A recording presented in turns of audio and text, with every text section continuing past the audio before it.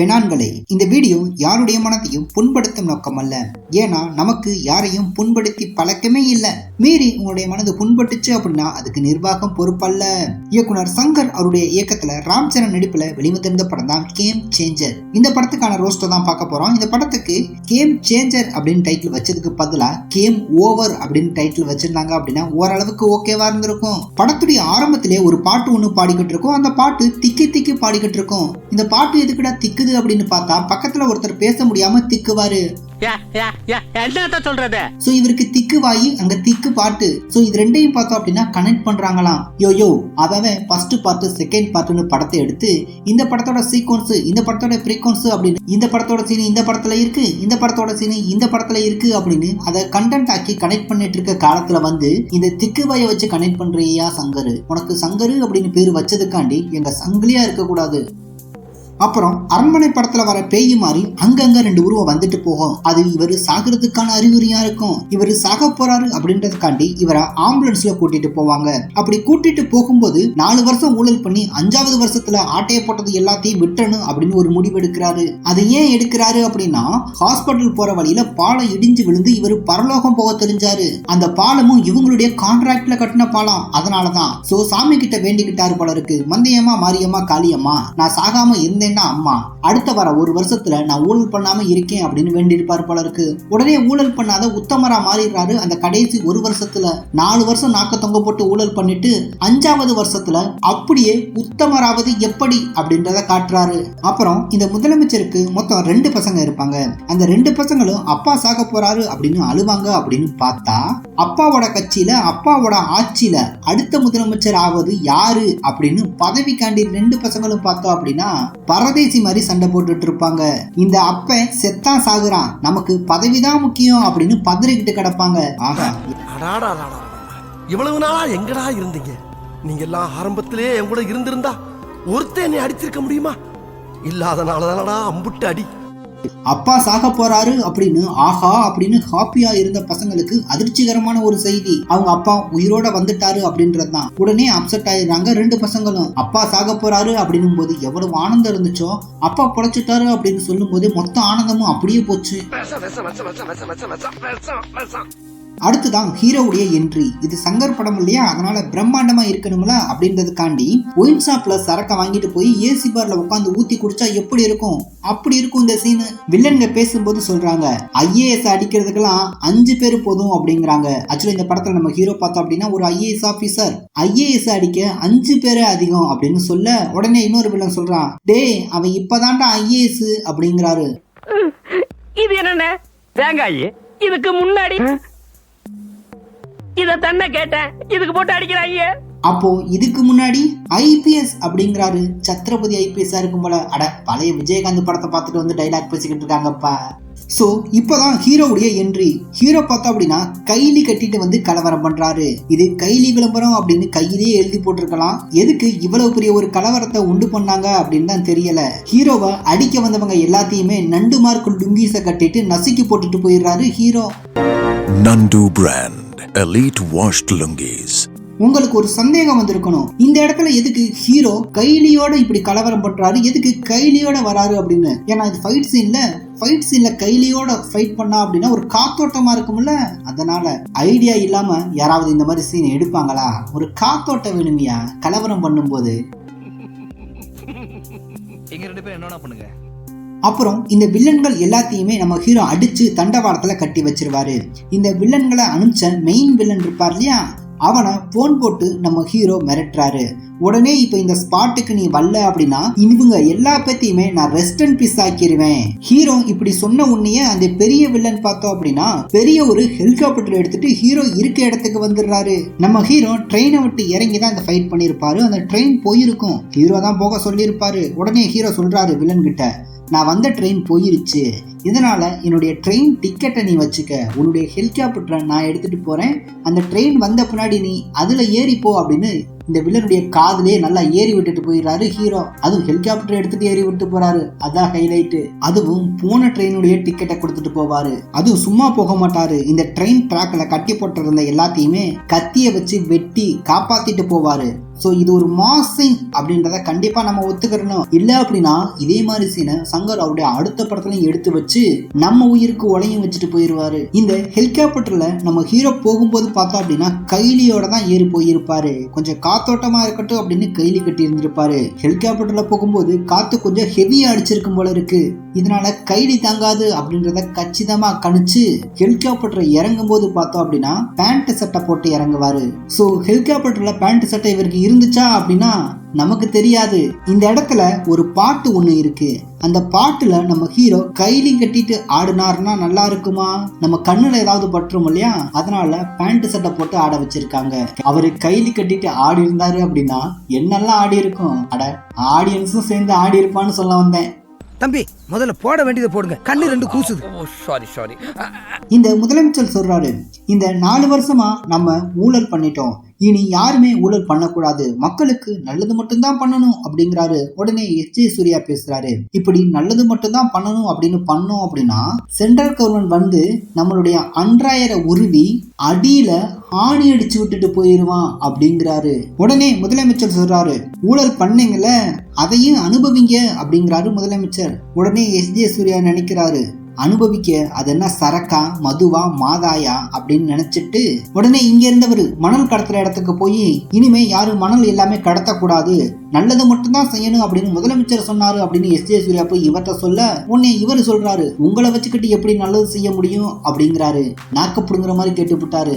இருந்தாலும் நம்ம எஸ்.ஜே. சூர்யா சிரிச்சுக்கிட்டே மழுப்புவாரு, ஏன்னா அவர் நல்லது செய்ய மாட்டாரு. அதுக்கப்புறம் நம்ம ஐஏஎஸ் ஆபீசர் இங்க இலீகல் பிசினஸ் செய்யக்கூடிய இவங்க எல்லாரையுமே கூப்பிட்டு வச்சு கடத்தல் பண்றவன், கஞ்சா கடத்துறவன், மொல்லமாரித்தனம் பண்றவன், முடிச்சவிக்குத்தனம் பண்றவன் எல்லாருமே இதோட இப்படி விட்டுறணும் அப்படிங்கிறாரு. உடனே நம்ம மைண்டு ஆஹா சாமி படத்துல இதே மாதிரி ஒரு சீன் இருந்துச்சே அப்படின்னு நமக்கு தோணும். யோ சங்கரு, நீ சொந்தமா படம் எடுப்ப அப்படின்னு பார்த்தா ஹரிமாம்ஸ் படத்துல இருக்க சீனை அப்படியே எடுத்து வச்சிருக்க. நீ பில்டிங்க போட்டு அதுல சேர போட்டு ஆட்கள் அதுல உட்கார போட்டு சீனை எடுத்து வச்சிருக்க. ஆனா ஹரிமாம்ஸ் கொஞ்சம் ராவா எடுத்து வச்சிருப்பாரு, நீ அவர் கூட சேர்ந்து கொஞ்சம் ரவா கிண்டி பழகிக்க, யூஸ் ஆகும். ஆனா இந்த சீனுக்கு விதை ஹரிமாம்ஸ் போட்டது. இவங்க எல்லாருமே ஊழல் பண்ணிட்டாங்க அப்படின்னு சொல்லி இவங்களுடைய ஒவ்வொரு பிசினஸையுமே நம்ம ஹீரோ முடக்குவாரு. கடைசியா பார்த்தோம் அப்படின்னா இந்த பெரிய ஒரு மாலை இடிப்பாங்க, அதை பாக்குறதுக்கு நல்லா இருக்கும், ஆனா நம்புற மாதிரி இருக்காது.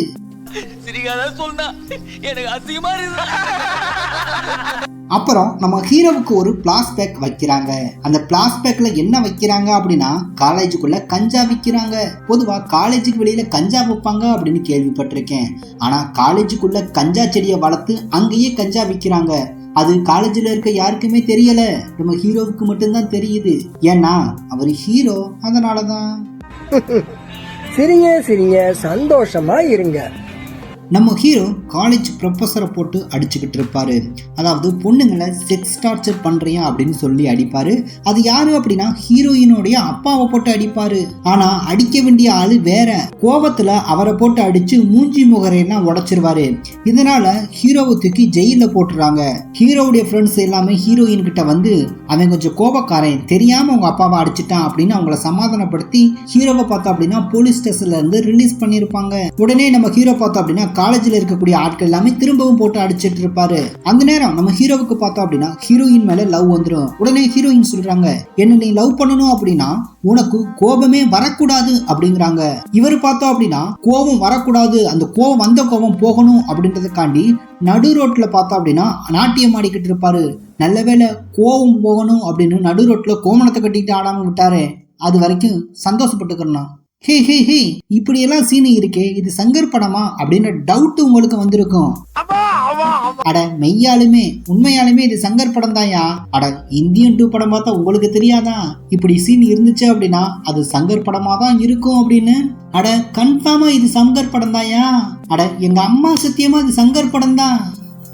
ஹீரோ கிட்ட ஹீரோயின் சொல்றாங்க, இப்படி கோபத்தால பல பேரை போட்டு அடிக்கிற, இப்படி ஆட்கள்கிட்ட காட்டாம படிச்சு பதவிக்கு வந்து ஊழல் பண்றவங்க எல்லாத்தையுமே தட்டி கேளு, உன் கோபத்தை அங்க காட்டு அப்படிங்கிறாங்க. இதுக்காண்டியே பார்த்தோம் அப்படின்னா எப்படி கோபத்தை காட்டுறதுக்காண்டியே ஹீரோயின் காண்டி கூட இவர் படிக்கல, கோபத்தை காட்டுறதுக்காண்டியே நம்ம ஹீரோ பார்த்தோம் அப்படின்னா IASக்கு படிப்பாரு, அதுல ஃபெயில் ஆகி IPS ஆயிருவாரு. IPS ஆனனால பார்த்தோம் அப்படின்னா ஹீரோயின் ஹீரோ கிட்ட பேசாம ஹீரோவை விட்டுட்டு ஹீரோயின் வேற ஊருக்கு போயிருப்பாங்க. ஹீரோயினை தேடி நம்ம ஹீரோ பார்த்தோம் அப்படின்னா அவங்க வீட்டுக்கு நடந்து போறாரு. அங்க ஆளே இல்லை அப்படின்ன உடனே அந்த இடத்துல இருந்து கடந்து அவர் வீட்டுக்கு போறாரு.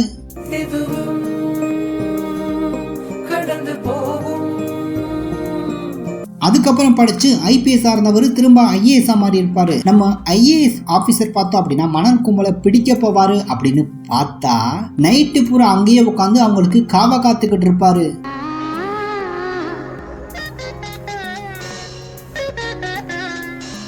நம்ம ஹீரோ IAS ஆபீசர் அவங்களுடைய காதலிய காண போறாரு. காண போன இடத்துல தான் இந்த கன்றாவியான சீன் வச்சிருப்பாங்க. என்ன கொடுது இந்த பார்டரை தாண்டி நீயும் வரக்கூடாது, நானும் வரமாட்டேன், பேச்சு பேச்சாத்தான் இருக்கணும். இப்படி எல்லாம் கிரிஞ்சு பண்ணா படத்துக்கு எவையா வருவான். அப்புறம் இந்த படத்துல அஞ்சலி இருக்காங்க. கதை கேட்காமலே இந்த படத்துல நடிச்சிருப்பாங்க போல இருக்கு. அதனால கழுத்தை சுழுக்கின மாதிரி ஒரு பக்கம் திருப்பிக்கிட்டே இருப்பாங்க. நீ அடிச்ச அடியில கழுத்து ஒரே சைடா லாக் ஆயிடுச்சா கபோதி. படம் முடிகிற வரைக்குமா அப்படின்னு கேட்காதீங்க, அவங்க சாகுற வரைக்கும். இந்த கதையை கேட்காம கமிட் ஆனாங்கல்ல, அதுக்கு தண்டனை. இந்த அஞ்சலி இருக்காங்க இல்லையா, சிஎம்மோட ஏதோ ஒரு ஃபங்க்ஷன் ஒன்று நடக்கும். அங்க போய் பார்த்தோம் அப்படின்னா சிஎம் நாக்கப்படுங்கிற மாதிரி கேட்டிருப்பாங்க. இதனாலேயே பார்த்தோம் அப்படின்னா உடல் நடுக்க வந்து ஹார்ட் அட்டாக் வந்து அவர் ஹாஸ்பிட்டல்ல அட்மிட் ஆகியிருப்பாரு. யாரா அது இந்த அளவுக்கு சிஎம்ஏ இப்படி சில்லித்தனமா கேட்டது அப்படின்ற டவுட் உங்களுக்கு வந்திருக்கும். ஆனா படம் பார்த்த எவனுக்கு வரலையே, இது ஒரு படமா அப்படின்ற டவுட்டை தவிர எதுவுமே வரல. மேல சொல்றேன் கேட்டுக்க. சிஎம் பார்த்தோம் அப்படின்னா ஹார்ட் அட்டாக் வந்து ஹாஸ்பிட்டல் அட்மிட் பண்ணியிருப்பாங்க. அவர் பார்த்தோம் அப்படின்னா அப்படியே பாலைவனத்து வழியா பரலோகத்துக்கு போய் சேர்ந்திருப்பாரு. இந்த இடத்துல எஸ்.ஜே. சூர்யா அவரும் ஜெயராமனும் யாரு அடுத்த முதலமைச்சராகிறது அப்படின்னு சண்டை போட்டுட்டு இருப்பாங்க. ஆனா செத்து போன முதலமைச்சர் சாகிறதுக்கு முன்னாடியே ஒரு வீடியோ ஒன்று ரெடி பண்ணி வச்சிருப்பாரு. அந்த வீடியோ எப்படி இருக்கும் அப்படின்னா, நான் செத்து போனதுக்கு அப்புறமா அந்த IAS ஆபீசர் இருக்கார் இல்லையா, அவர் தான் முதலமைச்சர் ஆகணும் அப்படின்னு அடம்பிடிச்சு வீடியோ பண்ணி வச்சுட்டு போயிருப்பாரு. இந்த வீடியோவை பார்த்த மகன்கள் 2 பேருமே மானம் போச்சே மயிரும் போச்சே அப்படின்னு உட்காந்துருப்பாங்க. ஏன்னா எஸ்.ஜே. சூர்யா அதை நம்பி மொட்டை வேற எடுத்து விட்டாரு. அதை சொன்னேன். இதுல என்ன ஒரு ட்விஸ்ட் அப்படின்னா, நம்ம ஹீரோ தான் சிஎம் அப்படின்றது அவருக்கே தெரியாது. நம்மெல்லாம் சிஎம்மா அது நமக்கே தெரியலையே அப்படின்ற மனநிலையில போறாரு நம்ம ஹீரோ. சென்னையில கிடந்தவனுக்கு திடுக்குன்னு வந்துச்சான் கல்யாணங்கிற மாதிரி. இப்படி ஒரு வாய்ப்பா? இங்க யாருடா அடுத்த சிஎம் அப்படின்னு ஒரு கலவரம் ஒன்று நடந்துட்டு இருக்கும். இறுதியில எஸ்.ஜே. சூர்யாவே சிஎம் ஆகியிருப்பாரு. எஸ்.ஜே. சூர்யா ஹீரோ மேல ஒரு கம்ப்ளைண்ட் ஒன்று கொடுத்திருப்பாரு. சஸ்பெண்ட் பண்ணிடுவாங்க. இவரை பார்த்தோம் அப்படின்னா சஸ்பெண்ட் பண்ணக்கூடாது அப்படின்னு இந்தியாவில் இருக்க பல கலெக்டர் எல்லாமே ஒன்று சேர்ந்து கையெழுத்து போட்டு இவரை பார்த்தோம் அப்படின்னா சஸ்பெண்ட் பண்ணக்கூடாது அப்படின்னு ரிக்வஸ்ட் லெட்டர் கொடுத்திருப்பாங்க. உடனே இவர் பார்த்தோம் அப்படின்னா சீஃப் எலெக்ஷன் கமிஷனரா வந்திருப்பாரு. எப்படி தென்னவன் படத்துல விஜயகாந்த் வந்தாரு, அந்த கதை தான். அட அந்த கதையே தாங்க அது. அப்புறம் கள்ள ஒட்டு போட்டவன் கையில எல்லாமே கத்திரிக்காய் முளைக்க வச்சிருப்பாரு. அது மட்டும் இல்லாம இங்க யாரெல்லாம் ஆபீசர்ஸ் எல்லாமே கருப்பு ஆடா இருக்கீங்க அப்படின்னு கண்டுபிடிக்கிறதுக்காண்டி படத்துல பார்த்தோம் அப்படின்னா சிகப்பு பச்சை மஞ்சள் அப்படின்னு பெயிண்ட் அடிச்சு வச்சிருப்பாரு. யோ இது சங்கர் படமா இல்ல செல்வராகவன் படமா அப்படின்ற ஒரு கன்ஃபியூஷன் இருந்திருக்கும். நாங்க கலர்லயே கதை சொன்னோம் அப்படின்ற கம்பி கட்டுற கதையெல்லாம் இங்க சொல்லக்கூடாது. அப்புறம் இவங்களுக்கு பார்த்தோம் அப்படின்னா மேரேஜ் ஆகிருக்கும். கல்யாணம் ஆன அன்னைக்கு பார்த்தோம் அப்படின்னா ஃபர்ஸ்ட் நைட்டுக்கான ஏற்பாடு நடந்துட்டு இருக்கும். யாரு பண்ணுவா அப்படின்னா ஹீரோயின் ஹீரோ இவங்க 2 பேர் தான் அந்த ஃபர்ஸ்ட் நைட்டுக்கான ஏற்பாடு பண்ணிக்கிட்டு இருப்பாங்க. இந்த ஆள் வந்து நீங்க ஃபர்ஸ்ட் நைட்டுக்கு போலையா அப்படின்னா அதுக்கு தான் அரேஞ்ச் பண்ணிக்கிட்டு இருக்காங்க. ஹீரோயின் ஹீரோ 2 பேருமே அப்படின்னுவாங்க. அவங்க பார்த்தோம் அப்படின்னா எப்படி அரேஞ்ச் பண்ணுவாங்க அப்படின்னா, அவங்க ஆல்ரெடி வேலையெல்லாம் முடிச்சுட்டு இந்த கட்டில் ஸ்ட்ராங்கா இருக்கான் அப்படின்றத கன்ஃபார்ம் பண்ணிட்டு தான் அடுத்து இவங்களுக்கு வழிவிடுவாங்க போல இருக்கு. ஏன்னா சீனே அப்படிதான் இருக்கும்.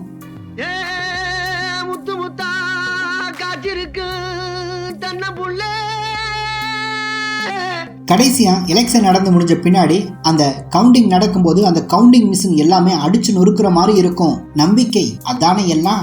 இப்படி எங்கேயா நடக்கும்? நம்புற மாதிரி சீன் எடுங்க அப்படின்னா அதிக நம்பிக்கைத்துவத்தை கொடுக்குற மாதிரியே சீன் எடுத்தா எவன் நம்புவான்? எவனும் நம்பல. நம்பியிருந்தாதான் படத்துக்கு வந்திருப்பாங்களே.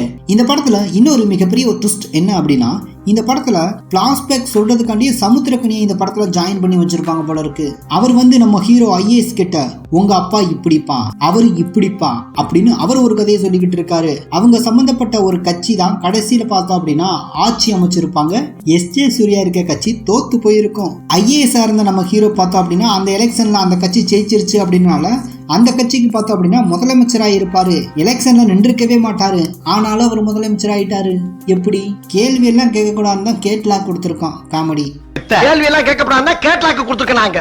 ஆக்சுவலா எழுத்துலயாவது எழுதி போட்டிருக்கலாம் அவரு அடுத்த ஒரு எலெக்ஷன்ல நிப்பாரு அப்படின்னு. ஆனா சங்கரு ஆடியன்ஸ் காதுல இப்படி வெப்பனை வைப்பாரு அப்படின்னு நினைக்கல.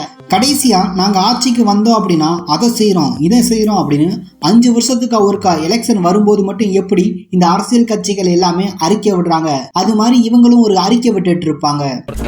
ஏமாத்தணும்னா அவன் கிட்ட கருணை எதிர்பார்க்க கூடாது, அவன் ஆசையை தூண்டணும். யோ சங்கரு, உனக்கு சங்கரு அப்படின்னு பேரு வச்சதுக்காண்டி எங்க சங்கிலியா இருக்கிற பத்தியா இந்தியன் 2 இப்ப கேம் சேஞ்சர் இல்ல கேம் ஓவர். இதோட இந்த வீடியோவையும் ஓவர் போட்டு முடிச்சிடலாம். ஓவரோ ஓவர்.